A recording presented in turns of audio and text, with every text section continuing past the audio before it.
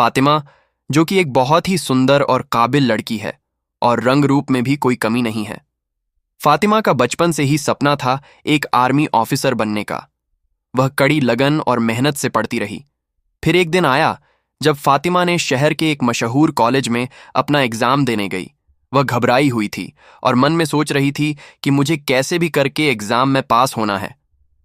उसने अपने आप से वादा किया, कुछ भी हो जाए मैं फेल नहीं होगी, क्योंकि मेरा सपना है आर्मी ऑफिसर बनने का। बिना किसी घबराहट के फातिमा एग्जाम देती रही।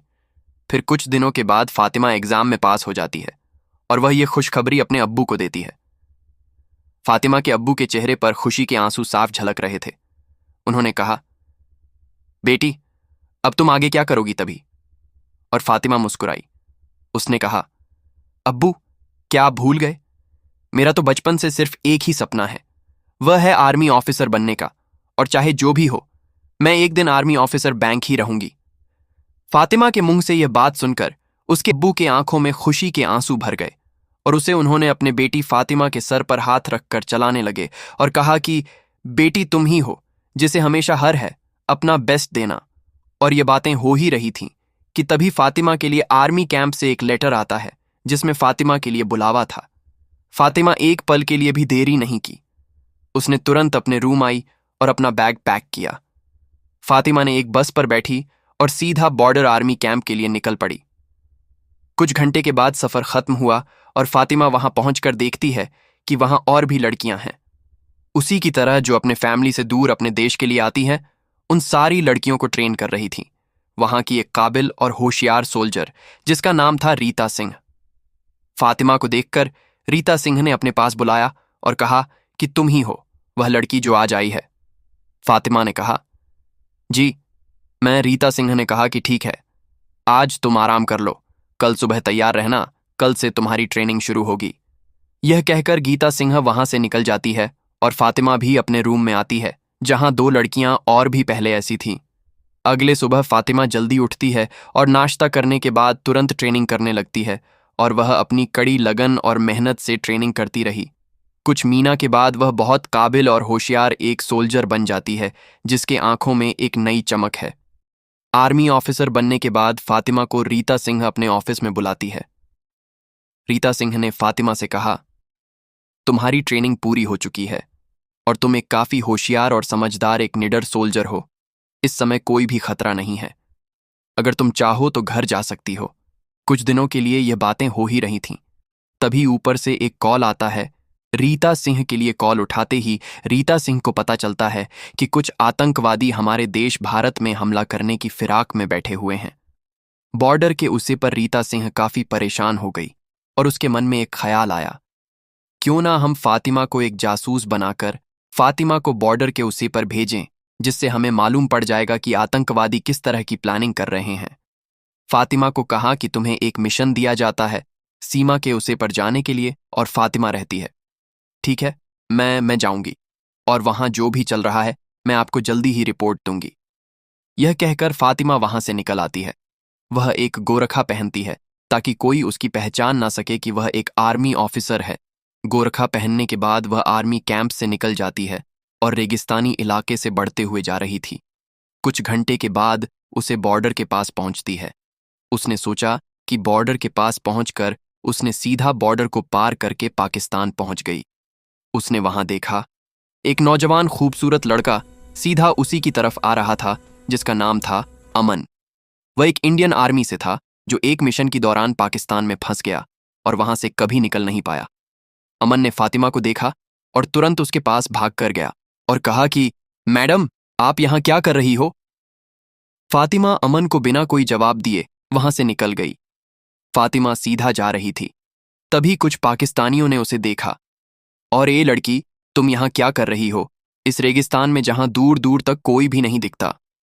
फातिमा कुछ कहती, उससे पहले एक पाकिस्तान ने बोला कि अरे भाई, इतना बात क्यों करना, क्यों ना इसको हम पकड़ लें और एक कमरे में बंद करके कुछ मजा लिया जाए।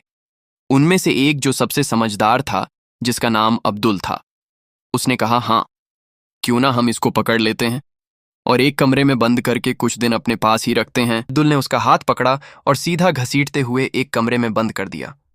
उसके हाथ बांधकर दूर छुपा अमन यह सारी घटना देख रहा था और वह सोच रहा था कि मैं अब क्या करूं। तभी उसने सोचा, क्यों ना रात होने का इंतजार किया जाए। कमरे के अंदर बंद फातिमा को अब्दुल बोला कि चुपचाप तू हमारे साथ वह सब कर जो हम चाहते हैं, वरना तुझे हम जान से मार देंगे। फातिमा घबरा गई और सोचने लगी कि अब मेरा क्या होगा। तभी फातिमा के मन में एक विचार आया कि क्यों ना मैं इनको अपने बातों में फंसा के रखूं। अब्दुल ने कहा, ए लड़की, तू क्या सोच रही है? हमें जवाब दे। इतना बोलते ही फातिमा ने कहा, ठीक है, मुझे तुम्हारी सारी शर्त मंजूर है, पर मुझे भूख लगी है, मेरे लिए कुछ खाने को लो। तभी अब्दुल मुस्कुराया और उसके लिए एक प्लेट में बिरयानी भरकर लाया और बोला, लो खा लो। फातिमा मुस्कुराई और बोली, ठीक है। बिरयानी को खाने लगी और कुछ देर बाद उसने पूरी बिरयानी को खाकर खत्म कर दिया और अब्दुल ने कहा, ठीक है, अब तुम बिरयानी खा चुकी हो, क्यों ना अपने वादे के मुताबिक तुम हमारी शर्तें मानो।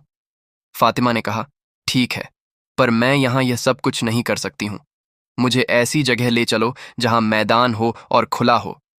अब्दुल ने कहा, नहीं लड़की, ये जगह बहुत ही अच्छी है, इससे अच्छी जगह और कहीं नहीं मिलेगी। ये बातें हो ही रही थीं। उतने में ही तभी फातिमा ने साइड में रखा हुआ डंडा उठाया और सीधा अब्दुल के सर में मार दिया। अब्दुल कुछ करता उतने में ही अमन आ गया और उसने और 2 पाकिस्तान जो थे उनको पद कर खेल दिया और फातिमा का हाथ छुड़ाया और वहां से निकल गया। चलते चलते अमन और फातिमा एक रेगिस्तानी इलाके पर पहुंचे, जहां ना कोई गांव था और ना ही कोई नदी।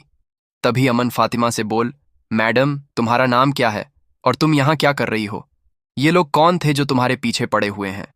फातिमा को अमन काफी नेक लड़का लगता है और उसने सोचा कि क्यों ना अब इसको बताना ठीक रहेगा। तभी फातिमा पूछती है, अमन से पहले तुम बताओ, तुम कौन हो और यहां क्या कर रहे हो? फातिमा की ये बात सुनकर अमन मुस्कुराया और बोला कि मैं एक इंडियन सोल्जर हूं, जो कि एक मिशन के दौरान यही पाकिस्तान में फंस गया हूं। ये सुनकर फातिमा सच में पड़ जाती है कि यह लड़का अमन क्या एक इंडियन सोल्जर है। फिर फातिमा ने अमन को वह सारी बात बताई जो उसके मिशन में था और जैसा उसने किया। अमन ने कहा, क्या तुम एक इंडियन ऑफिसर हो? फातिमा ने बोला, हाँ, मैं एक इंडियन ऑफिसर हूं और यह मेरा एक मिशन है। ये बातें हो ही रही थीं, तभी उन्हें सामने एक झोपड़ी दिखाई देती है और उसके पीछे एक नदी, जहां सांप और सुंदर पानी बह रहा था। अमन और फातिमा तुरंत वहां पहुंचते हैं और देखते हैं कि झोपड़ी में कोई भी नहीं है। फातिमा वहां पहुंचकर बैठ जाती है क्योंकि फातिमा बहुत ही ज्यादा थक गई थी।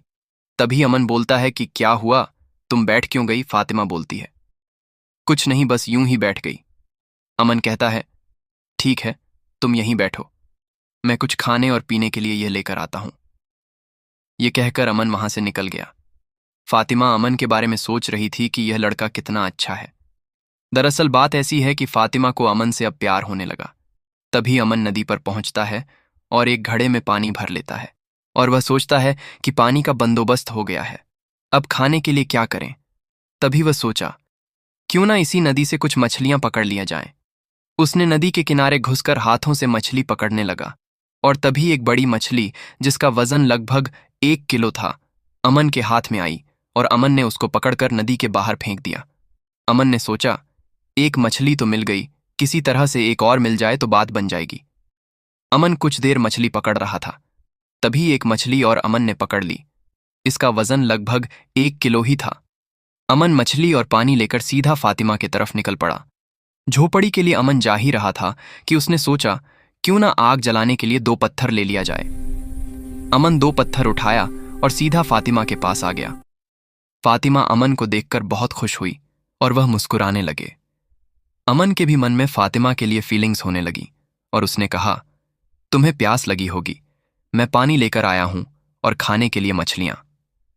फातिमा यह देखकर काफी खुश हुई और सोचने लगी कि यह लड़का मेरी कितनी परवाह करता है।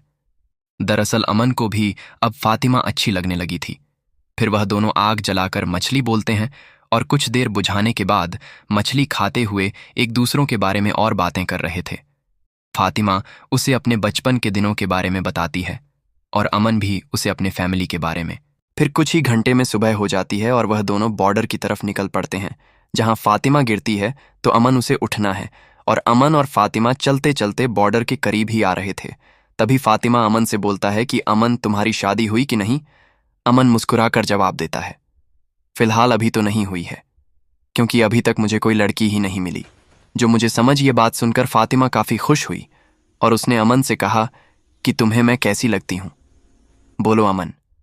यह बात सुनकर अमन काफी ज्यादा खुश हुआ और फातिमा से कहा, तुम तो मुझे बहुत अच्छी लगती हो, पर क्या तुम्हारे घर वाले मेरे साथ तो तुम्हारी शादी करेंगे, क्योंकि तुम हमारे नाम से लगता है कि तुम एक मुस्लिम लड़की हो। फातिमा बोलती है, हाँ, क्यों नहीं, मेरे अब्बू मुझे बहुत प्यार करते हैं और वह मेरे लिए कुछ भी कर सकते हैं। वह मेरी शादी के लिए जरूर हाँ बोलेंगे। तुम टेंशन क्यों लेते, तुम अपनी बताओ, मैं तुम्हें कैसी लगती हूं, क्या तुम मुझसे शादी करना चाहते हो? अमन बिना कुछ सोचे समझे बोल देता है कि हाँ, क्यों नहीं, मैं तुमसे जरूर शादी करूंगा।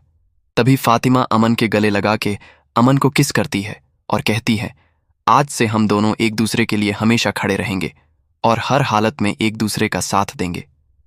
अमन कहता है, हाँ, क्यों नहीं। तभी अमन उसको अपने बाहों में उठा लेता है और कहता है कि तुम परवाह मत करो मेरी जान, मैं तुम्हारे लिए हर हालत से लड़ूंगा। और वह दोनों चलते चलते बॉर्डर के पास आ जाते हैं। फातिमा और अमन बॉर्डर को पार करके भारत में आ जाते हैं। वह दोनों देखते हैं कि आगे रेट के सिवा और कुछ नहीं है। अमन और फातिमा काफी परेशान हो जाते हैं। वह दोनों एक दूसरे का हाथ पकड़कर सीधा चलते रहते हैं। चलते चलते वह एक गांव के करीब आते हैं और शाम हो जाती है। अमन गांव के एक आदमी से कमरे के लिए बात करता है और वह आदमी मन कर देता है कि नहीं भाई, हम किसी को कमरा किराए पर नहीं देते हैं। तभी अमन अपने पर्स से निकालकर उसे अपना आर्मी कार्ड दिखता है। बोलता है कि मैं एक आर्मी ऑफिसर हूं और एक मिशन के दौरान यहां फंस गया हूं। कृपया मुझे और मेरी पत्नी को यहां एक रात ठहरने की इजाजत दे दो। आपका जो पैसा होता है मैं दे दूंगा। गांव का आदमी मान जाता है और उन दोनों को कमरे किराए पर दे देता है। फातिमा और अमन दोनों एक कमरे में होते हैं, अकेले, और तीसरा कोई नहीं। तभी फातिमा अमन को देखकर मुस्कुराती है और कहती है कि तुम इतना दूर दूर क्यों हो रहे हो, मेरे करीब आओ ना। यह सुनकर अमन मुस्कुराया और बोला, हाँ मेरी जान, क्यों नहीं। फिर वह दोनों एक ही बेड पर सो जाते हैं और रात भर आपस में बात करते हैं। फातिमा रहती है, अमन तुम मेरे साथ कोई टाइम पास तो नहीं कर रहे हो? अमन कहता है, नहीं पागल, मैं तुम्हारा साथ जिंदगी भर दूंगा, चाहे बड़ी सी बड़ी मुश्किल क्यों ना हो। यह सुनकर फातिमा बहुत खुश हो जाती है और अमन को सीने से लगा लेती है। अमन और फातिमा रात भर एक ही बेड में पड़े रहते हैं और जल्द ही सुबह हो जाती है। फातिमा अमन के लिए एक चाय बनाकर देती है। अमन चाय पीता है और फातिमा से बोलता है, नहाकर यहां से निकल जाते हैं। फातिमा बोलती, क्यों ना हम दोनों साथ में ही नहाए। फातिमा की यह बात सुनकर अमन राजी हो जाता है और बोलता है, ठीक है। फिर अमन और फातिमा दोनों एक साथ नहाते हैं और आपस में ही कुछ रोमांस भी करते हैं। वह दोनों जल्दी से नहाकर रेडी हो जाते हैं और वहां से निकल जाते हैं। फिर अमन फातिमा से बोलता है, सबसे पहले हम अपने घर चलेंगे, उसके बाद मैं अपने मॉम और दादा से बात करूंगा। वह शादी के लिए फातिमा बोलती है, हाँ क्यों नहीं। अमन फातिमा को लेकर अपने घर के लिए निकल पड़ता है और कुछ घंटे के बाद अमन अपने फैमिली से मिलता है, जहां वह अपने माँ के गले लग जाता है और उसकी माँ बोलती है, बेटा ये लड़की कौन है तुम्हारे साथ? अमन बोलता है कि माँ, ये लड़की मेरी दोस्त फातिमा है, जो कि एक बहुत ही काबिल और होशियार आर्मी ऑफिसर है। मैं इसी के साथ शादी करना चाहता हूँ। तुम क्या कहती हो? अमन की माँ कहती हैं, बेटा तुम्हारी पसंद बहुत ही अच्छी है, मैं इस शादी से के लिए राजी हूँ। फातिमा भी अपने पिता को फोन लगाकर बोलने की, पिताजी मैं अपने दोस्त अमन के घर में हूँ, आप आ जाओ और मैं अमन के साथ शादी करना चाहती हूँ। और फातिमा के अब्बू फौरन आते हैं। फातिमा और अमन की एक मंदिर से शादी कर दी जाती है। फिर वह दोनों अपनी लाइफ अच्छे से जीते हैं और एक दूसरे के साथ हमेशा देते हैं। इस कहानी में जो भी सीन दिखाए गए हैं वह सारे काल्पनिक हैं और यह कहानी सिर्फ माया और टाइम पास के लिए है, इसलिए किसी को भी रेट देने की जरूरत नहीं है। भाई लोग, अगर आपको वीडियो पसंद आता है तो हमारे चैनल सच्ची मोहब्बत को सब्सक्राइब करें और वीडियो को लाइक करें, कमेंट करें। धन्यवाद।